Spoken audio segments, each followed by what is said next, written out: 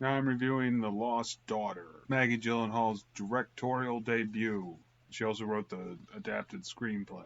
The story is about a woman who goes on vacation and starts meeting these people on a beach. One of the people she meets is this mother who has like a 3 or 4 year old daughter, and this woman who's played by Olivia Colman. And then she takes this girl's doll, the 3 year old girl, but then they're like looking for it for the rest of the movie.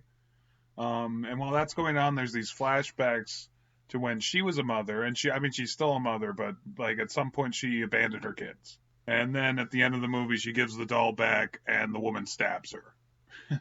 And the major problem with this movie is that's the whole plot, and it's stretched out for 2 hours. And that's it. It's just like a whole movie that feels like it's just stretching it out. And the cinematography is also just awful. Like almost every scene, it was like these obscene close-ups and poor lighting. And like then most of the scenes don't go anywhere, and that doesn't help. And like half the time, it's like, what? I'm just like, what is this about? What is going on? What is going on in this scene? It's like you can't even like. It's like the story can't focus in on anything and really just meanders on nothing for a very long time. And when stuff does happen, it's like by that point, I've already been like put to sleep. What happens doesn't even seem that important. Doesn't help that I don't like any of the characters. Like no one stands out to me as like, oh, I can relate to that or anything. It's like really bad people who shouldn't have become parents, pretty much. And I wonder if that's basically what the story's about. But it's like the story itself like just jumps around so rapidly to random things for no reason that if there is like a theme or a hidden message behind this movie, I don't know what it is because it doesn't like stand out. Nothing like jumps out at me. It just seems like a random story about nothing.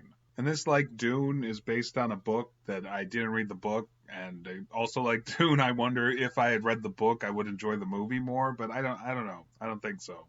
It's also one of those movies that like the critics seem to have loved for one reason or another, and I just don't. I also know like movies have a lot of levels to them, and people go to see movies for lots of reasons. And some people just want to see actors act well. And it doesn't matter what they're acting, just as long as they're acting well. Or some people just want to see big explosions. Those people won't see a movie like this. But for me, it's always been the story. If the story's good, the movie deserves to be made, as far as I'm concerned. But like if like the story is lacking, then I feel that the movie shouldn't have been made. I feel this movie shouldn't have been made. That's my personal opinion. Because of that, I'm always going to be grading the story first in any of these things I rate. With like very few exceptions. Like if it's a musical, the music might be more important to me, depending. Or if it's an action movie, sometimes it's just like, hey, were the explosions big enough? I mean, it just depends on the movie, but for the most part, story will always be the most important part to me, or characters. Story and characters, I think. I'd argue that's the most important part of any story or any movie, really. It's like you need your characters to be fleshed out, and you need to have a good plot line at the very least, if not a good story in and of itself.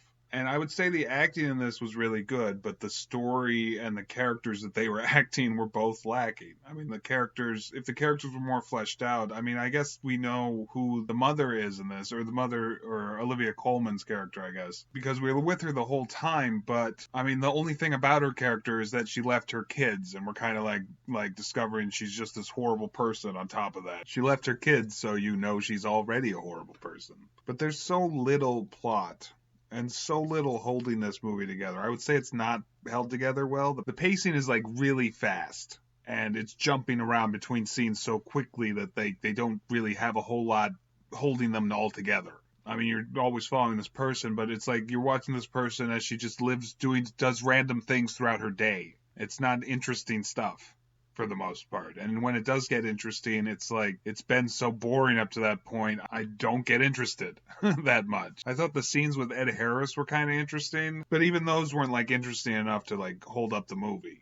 Like the plot didn't strengthen just because there was a slightly stronger character in the scene, which is basically all it was. That character had something about him that made him interesting, and that made those scenes interesting, but just in that aspect. The story itself didn't improve just because Ed Harris was in the scene. Being that this is Maggie Gyllenhaal's directorial debut, it just surprised me that this felt kind of like a student film, basically. Like, just the plot was all over the place. I mean, the plot was, like, barely held together by anything. Scenes themselves were, like, hard to watch. And it felt like something that somebody made straight out of college. Something they had to make in one semester just really fast to hopefully get a good grade on or something, does not feel like this is a professionally made movie. And the fact that like critics are loving it just surprises me again. I'll just grade it. Well, if it was the story alone, I'd probably give it a 0. But it had good acting in it. And Ed Harris breathed a little life into an otherwise lifeless movie. So I guess I'll give it a 2. And I'll say please like and subscribe. And peace. Or 2. I try to put out a video every day, so I'll see you tomorrow.